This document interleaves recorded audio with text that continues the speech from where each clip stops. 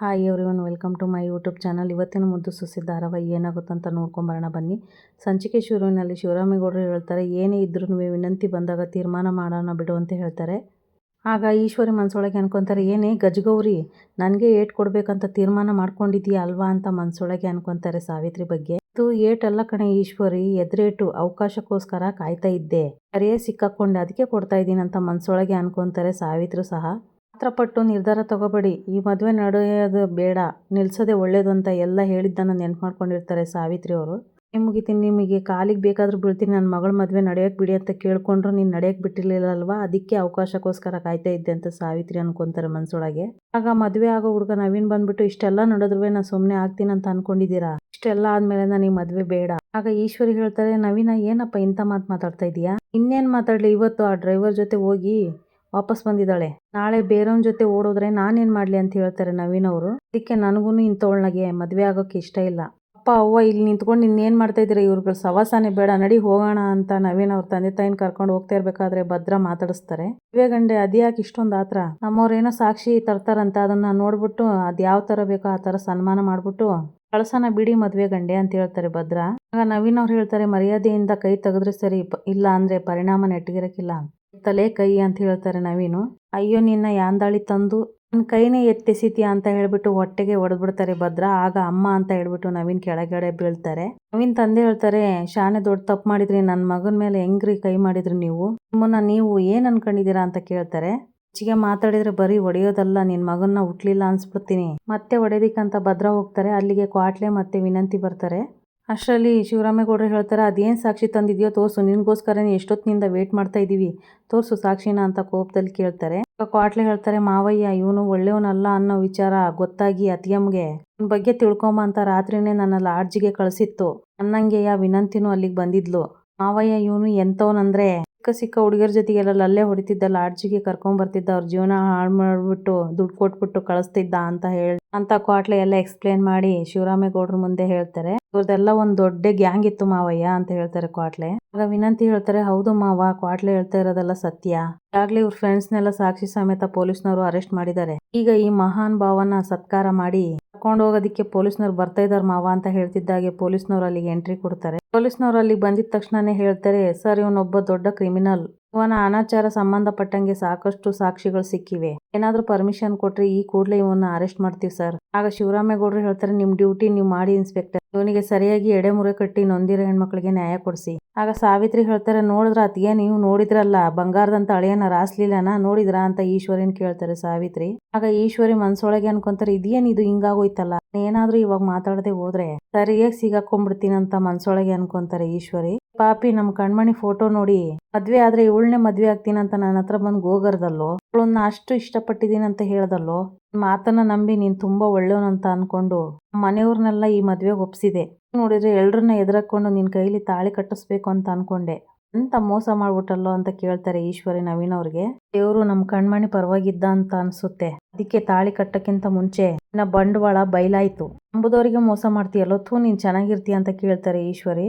ಆಗ ನವೀನ್ ತಾಯಿ ಹೇಳ್ತಾರೆ, ಸಾಕ್ ಮುಚ್ಚಮ್ಮ ಬಾಯಿನ, ಏನು ಸತ್ಯ ಹರಿಶ್ಚಂದ್ರ ಮೊಮ್ಮಗಳ ತರ ಮಾತಾಡ್ಬೇಡ, ಮದ್ವೆ ವಿಷಯನ ನಿನ್ನ ಹತ್ರ ನಾವು ತಗೊಂಬಂದಿದೀವಿ ಅಂತ ಹೇಳ್ತಾ ಇದೀಯಲ್ಲ, ಈಗ ಮನಸ್ಸಾಕ್ಷಿ ಅಂತ ಇಲ್ವಾ, ಮದ್ವೆ ಮಾಡ್ಕೊಂಡ್ರೆ ನಮ್ಗೆ ಏನ್ ಸಿಗುತ್ತೋ ಅದ್ರಲ್ಲಿ ಅರ್ಧ ನಿನಗೆ ಸಿಗುತ್ತ ಅನ್ನೋ ದುರಾಸೆಯಿಂದ ನಿನ್ ಮನೆ ಹೆಣ್ ತೋರಿಸಿ ಮದ್ವೆ ಮಾತುಕತೆ ಶುರು ಮಾಡಿದ್ ನೀನ್ ತಾನೇ.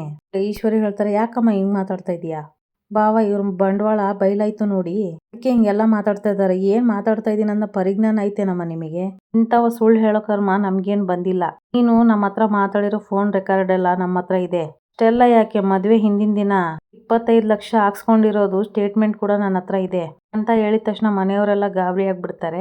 ತೋರ್ಸ್ರಿ ಅಂತ ನವೀನ್ ತಂದೆಗೆ ಹೇಳ್ತಾರೆ ಅವ್ರ ತಾಯಿ. ನೋಡು, ನೀನು ಬಣ್ಣ ಬದಲಾಯಿಸೋ ಉಸಿರುವಳೆ ಅಂತ ನನಗ್ ಗೊತ್ತಿತ್ತು, ನೀನು ಇಷ್ಟು ಬೇಗ ಬದಲಾಯಿಸ್ತಿ ಅಂತ ಈಗ ನನಗ್ ಗೊತ್ತಿತ್ತು ಅಂತ ಹೇಳ್ತಾರೆ ನವೀನ್ ತಾಯಿ. ಈಶ್ವರಿ ನೋಡಿದ್ರೆ ಏನು ಮಾತಾಡದೆ ಮೌನವಾಗಿ ನಿಂತಿರ್ತಾರೆ. ಆರ್ಡ್ರ್ ಸವಾಸ ಮಾಡಿದ್ರೆ ಒಂದಿನ ಬುದ್ಧಿ ಬರ್ಬೋದು, ಆದ್ರೆ ಮನೆ ಹಾಳ್ರ ಸವಾಸ ಮಾಡಿದ್ರೆ ಮನೆಗೆ ಬೀಗ ಬೀಳ್ತದೆ. ಈ ಕಡೆ ನೋಡ್ರಿ ಶಿವರಾಮೇಗೌಡರು ಹೇಳ್ತಾರೆ, ಇನ್ಸ್ಪೆಕ್ಟ್ರೆ ಮೊದ್ಲು ಇವನ್ನ ಎಳ್ಕೊಂಡ್ ಹೋಗ್ರಿ ಅಂತ ಹೇಳಿದಾಗ ನವೀನ್ ಪೊಲೀಸ್ನವ್ರು ಎಳ್ಕೊಂಡು ಹೋಯ್ತಾರೆ.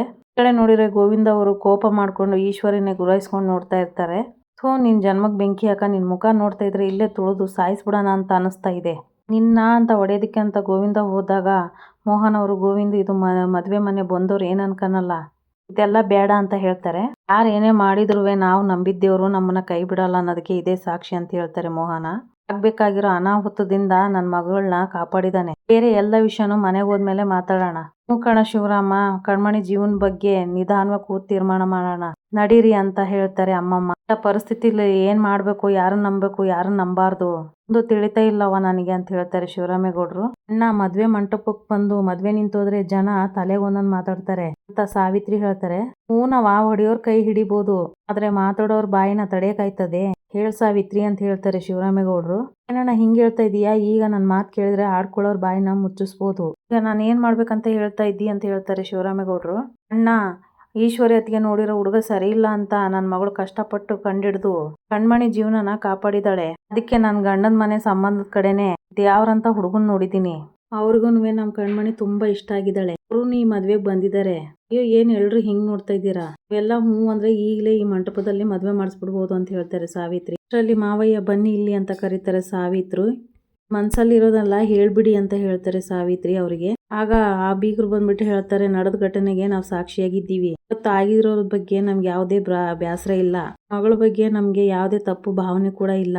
ಅದಕ್ಕೆ ಏನೋ ನನ್ನ ಮಗ ನಿನ್ ಮಗಳನ್ನ ತುಂಬಾ ಇಷ್ಟಪಟ್ಟಿದ್ದಾನಂತೆ. ನೀವೇನಾದ್ರೂ ಒಪ್ಕೊಂಡ್ರೆ ಅವಳನ್ನ ಮದುವೆ ಮಾಡ್ಕೊಳ್ಳೋದಕ್ಕೆ ನಾವು ಸಿದ್ಧವಾಗಿದ್ದೀವಿ.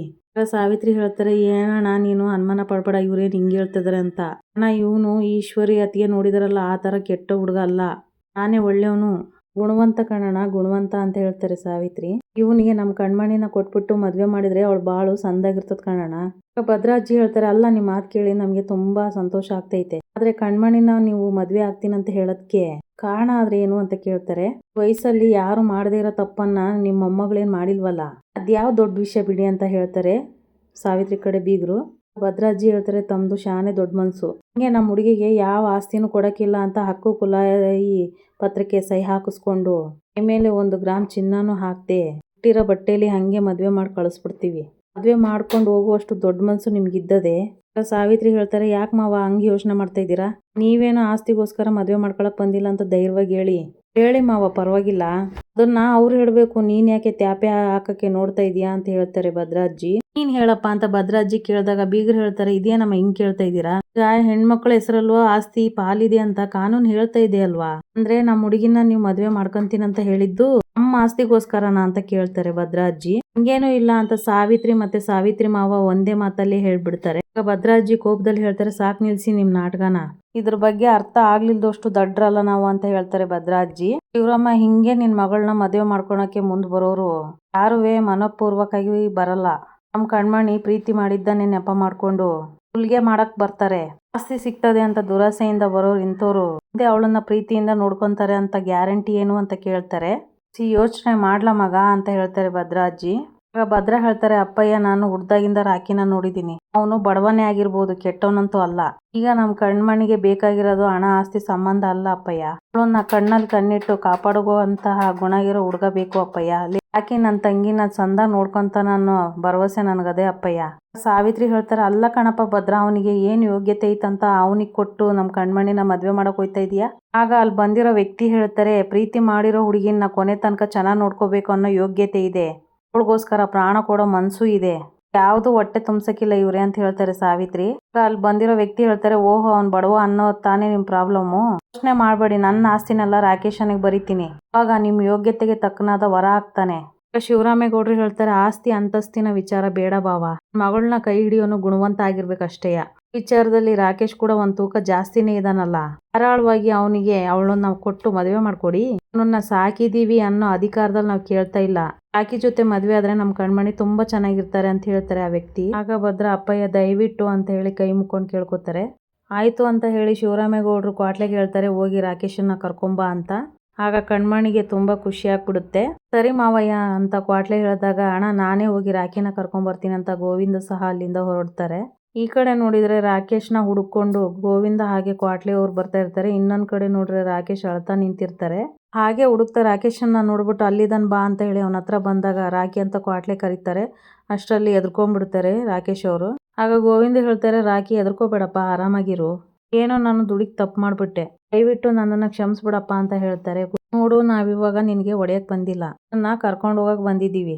ರಾಕಿ, ನಮ್ಮ ಮಾವಯ್ಯ ನಿನಗೆ ಕಣ್ಮಣಿನ ಕೊಟ್ಟು ಮದುವೆ ಮಾಡಕ್ಕೆ ಒಪ್ಕೊಂಡಿದ್ದಾರೆ. ಬಾ ಹೋಗಮ್ಮ ಅಂತ ಹೇಳ್ತಾರೆ ಕ್ವಾಟ್ಲೆ. ಆದ್ರೆ ಇಲ್ಲಿ ರಾಕೇಶ್ ಕೇಳ್ತಾರೆ, ಏನ್ ಹೇಳ್ತಾ ಇದ್ದೀರಾ ನೀವು? ಅವನು ದಿಟಾನೆ ಹೇಳ್ತಾ ಇದ್ದಾನೆ, ಈಗ ನೀನು ನಮ್ಮನೆ ಅಳಿಯ, ಎಲ್ರು ನಿನಗೋಸ್ಕರ ಕಾಯ್ತಾ ಇದಾರೆ, ಹೋಗೋಣ ನಡಿ ಅಂತ ಗೋವಿಂದ ಹೇಳ್ತಾರೆ. ಎಲ್ಲ ಒಳ್ಳೇದೇ ಆಗಿರ್ಬೇಕಾದ್ರೆ ಬರಕ್ ಯಾಕೆ ಹಿಂದೆ ಮುಂದೆ ನೋಡ್ತಾ ಇದೀಯಾ?